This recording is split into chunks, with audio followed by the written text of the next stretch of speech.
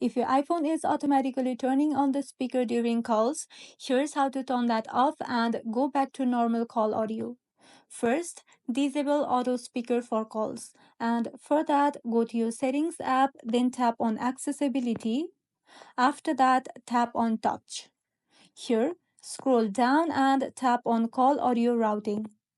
It's probably set to speaker. Change it to automatic or Bluetooth headset depending on your preference. That's all.